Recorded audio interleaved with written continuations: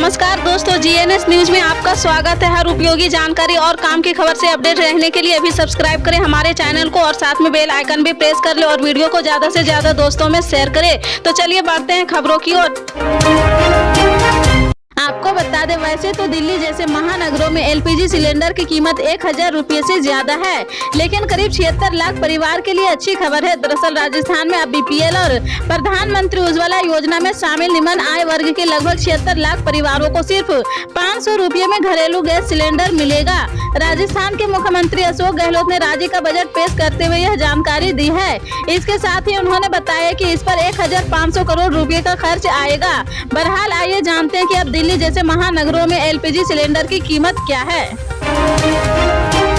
जी हाँ, आपको बता दें, अंतर्राष्ट्रीय स्तर पर कच्चे तेल की कीमतों में तेजी के बावजूद आम लोगों के लिए राहत की खबर है। देश की तेल कंपनियों ने पेट्रोल और डीजल की कीमतों में किसी तरह का बदलाव नहीं किया है। आपको बता दें कि देश के प्रमुख शहरों में लगभग 8 महीने से पेट्रोल और डीजल के दाम स्थिर है। पिछले साल 21 मई को वित्त मंत्री निर्मला सीतारमण ने पेट्रोल पर उत्पाद शुल्क में 8 रुपये प्रति लीटर और डीजल पर 6 रुपये प्रति लीटर की कटौती की थी। इसके बाद देश भर में पेट्रोल और डीजल के दाम कम हुए थे। हालांकि बीते दिनों पंजाब की सरकार ने पेट्रोल और डीजल पर प्रति लीटर 90 पैसा का उपकरण लगाने का फैसला लिया है। वहीं केरल में भी पेट्रोल और डीजल पर 2 रुपये प्रति लीटर सामाजिक सुरक्षा उपकर लगाए जाने की घोषणा की गई। बहरहाल आइए जान लेते हैं कि देश के प्रमुख महानगरों में पेट्रोल और डीजल की कीमत क्या है। देश की राजधानी दिल्ली में पेट्रोल की कीमत 96.72 रुपये है, जबकि डीजल 89.62 रुपये प्रति लीटर पर बिक रहा है। जी हाँ, आपको बता दें, चीन को पीछे छोड़कर भारत इस साल सबसे ज्यादा आबादी वाला देश बन जाएगा। वांगिस्टान स्थित टैंक प्यू रिसर्च सेंटर की एक रिपोर्ट में यह दावा किया गया है। इस मामले में 1950 से चीन सबसे ज्यादा आबादी वाला देश रहा। रिपोर्ट के अनुसार संयुक्त राष्ट्र का भी मानना है कि आबादी के मामले में भारत अप्रैल में चीन से आगे निकल जाएगा। प्यू रिसर्च सेंटर ने संयुक्त राष्ट्र और अन्य स्रोतों से इकट्ठा किए गए डेटा का विश्लेषण करने के बाद आने वाले दशकों में भारत की जनसंख्या और इसके अनुमति परिवर्तनों के बारे में महत्वपूर्ण तथ्यों का उल्लेख किया है। केंद्र के अनुसार भारत की जनसंख्या 1950 के बाद से 1 अरब से अधिक लोगों की वृद्धि हुई है। जी हाँ, आपको बता दें, सरकारी नौकरी की तलाश करने वालों के लिए हम यहाँ केंद्र और राज्य सरकारों के अलग अलग विभागों में निकाली हुई सरकारी नौकरियों की जानकारी दे रहे हैं। इंडियन नेवी अपनी आधिकारिक वेबसाइट पर नेवल आर्मामेंट डिपो के तहत ट्रेसमैन स्क्लीट के 248 पदों पर सीधी भर्ती के लिए आवेदन मांगे हैं। इच्छुक और पात्र उम्मीदवार इन पदों के लिए रजिस्ट्रेशन की शुरुआती तारीख से 28वें दिन या उससे पहले आवेदन कर सकते हैं। इसके लिए कैंडिडेट्स को 205 रुपये की आवेदन फीस देनी होगी। केंद्रीय सशस्त्र पुलिस बल ने अपनी आधिकारिक वेबसाइट पर सीपीएफ मेडिकल अधिकारी भर्ती 2023 के लिए नोटिफिकेशन जारी किया है। उम्मीदवार नोटिफिकेशन चेक कर सकते हैं और सीपीएफ की आधिकारिक वेबसाइट यानी सीपीएफ गवर्नमेंट ऑनलाइन आवेदन कर सकते हैं। केंद्रीय सशस्त्र पुलिस बल, सीआरपीएफ, आईटीबीपी और असम राइफल्स गृह मंत्रालय में medical officer, super specialist medical officer के पद के लिए सीपीएफ भर्ती 2023 के तहत 297 वैकेंसी जारी की गई है। आवेदन प्रक्रिया 15 फरवरी 2023 से शुरू होगी। आवेदन केवल ऑनलाइन माध्यम से ही स्वीकार किए जाएंगे। सीपीएफ मेडिकल ऑफिसर भर्ती 2023 के लिए आवेदन करने की आखिरी तारीख 16 मार्च 2023 तक है। जी हाँ, आपको बता दें, असम में बाल विवाह के खिलाफ लगातार एक्शन हो रहा। ताजा आंकड़ों की बात करें तो अब तक बाल विवाह के मामले में गिरफ्तारी की संख्या 2789 हो चुकी है। मुख्यमंत्री हेमंत बिस्वा शर्मा ने यह जानकारी दी है। इन मामलों में ज्यादातर आरोपी घर के मुखिया या अकेले कमाने वाले हैं। ऐसे में राज्यभर के असम पुलिस की कार्रवाई का विरोध हो रहा। आरोपियों की पत्नियां, बच्चे और परिवार के सदस्य सड़कों पर उतरकर विरोध प्रदर्शन कर रहे हैं। उधर असम के सीएम हेमंत बिस्वा शर्मा ने कार्रवाई को सही ठहराते हुए कहा कि राज्य में पिछले साल 6.2 लाख से अधिक गर्भवती महिलाओं में 17% नाबालिग थी। आपको बता दें, गांव की अर्थव्यवस्था शहरों से काफी अलग है। यहाँ लोग ग्रामीण कामकाज से अपनी आजीविका कमाते हैं, जिसमें खेती, किसानी, पशुपालन जैसी कई अन्य गतिविधियां शामिल है। ग्रामीण आबादी की आय बढ़ाने और उन्हें तमाम सुविधाएं मुहैया करवाने के लिए सरकारें लगातार प्रयास रहती है। कई योजनाएं चलाई जाती है, जिनसे जुड़कर ग्रामीण आबादी अपने भविष्य को आर्थिक और सामाजिक तौर पर सुरक्षित रख सकती है। इस उद्देश्य के लिए कई लोग LIC और बैंक FD में निवेश करते हैं, लेकिन पोस्ट ऑफिस की भी कुछ योजनाएं पैसा बढ़ाने में में मददगार साबित हो रही है। इन्हीं योजनाओं में शामिल है पोस्ट ऑफिस ग्राम सुरक्षा योजना, जो देश की ग्रामीण आबादी के लिए चलाई जा रही। इस योजना से जुड़ने वाले लाभार्थियों को 50 रुपए प्रतिदिन के हिसाब से निवेश करने होंगे। यह पैसा हर दिन नहीं देना है, बल्कि हर महीने एक मुश्त 1500 रुपए जमा करने होंगे, जिसके बदले में यह निश्चित समयावधि के बाद 35 लाख का रिटर्न मिल सकता है।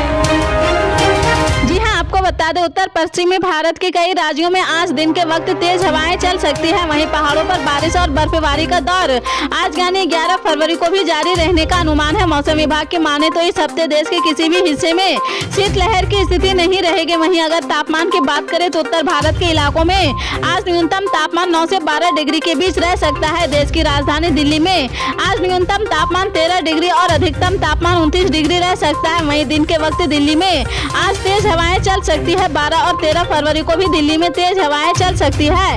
रविवार को दिल्ली में न्यूनतम तापमान 12 डिग्री और अधिकतम तापमान 25 डिग्री दर्ज किया जा सकता है।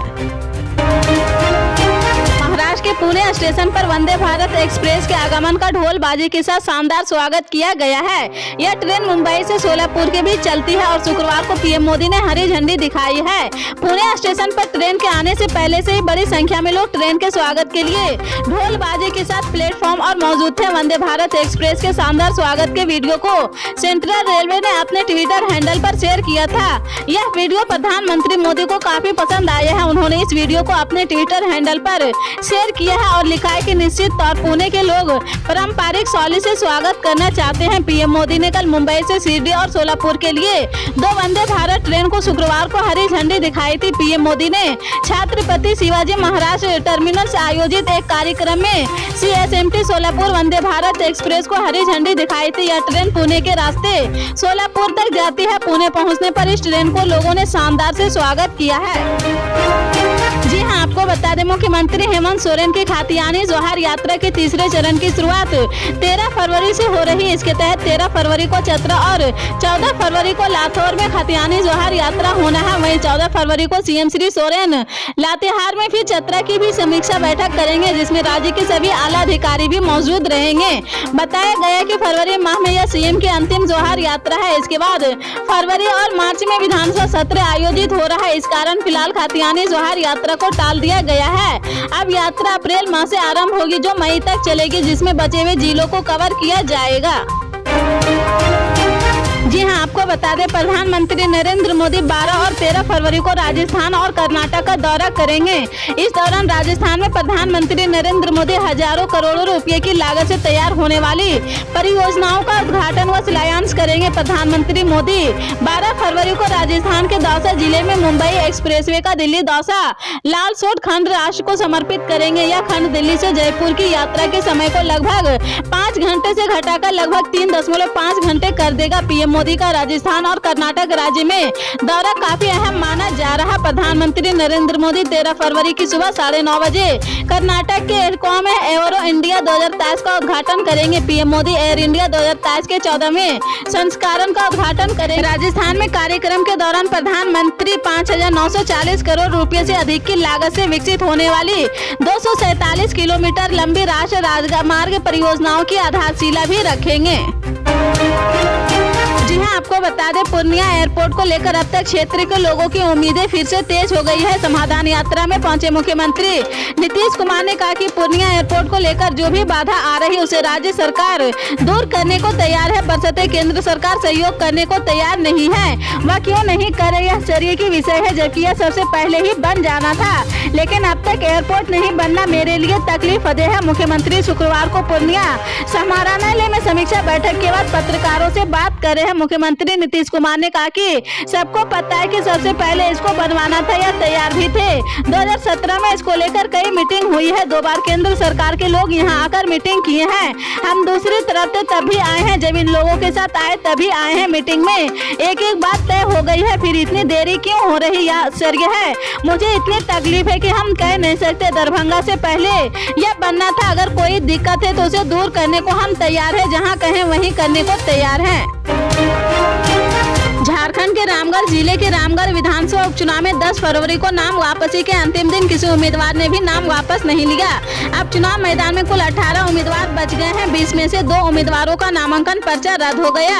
नाम वापसी का समय बीत जाने के बाद मैदान में बचे सभी 18 उम्मीदवारों को शुक्रवार को निर्वाची पदाधिकारी सह अनुमंडल पदाधिकारी मोहम्मद जावेद हुसैन ने चुनाव चिन्ह का आवंटन किया है। इनमें कांग्रेस के बजरंग महतो को हाथ छाप मिला है। आसू पार्टी की सुनीता चौधरी को केला छाप मिला है। पल पल के अपडेट जानने के लिए जुड़े रहें आप अपने GNS न्यूज चैनल से। मिलते हैं अगली बड़ी खबर के साथ, तब तक के लिए जय हिंद।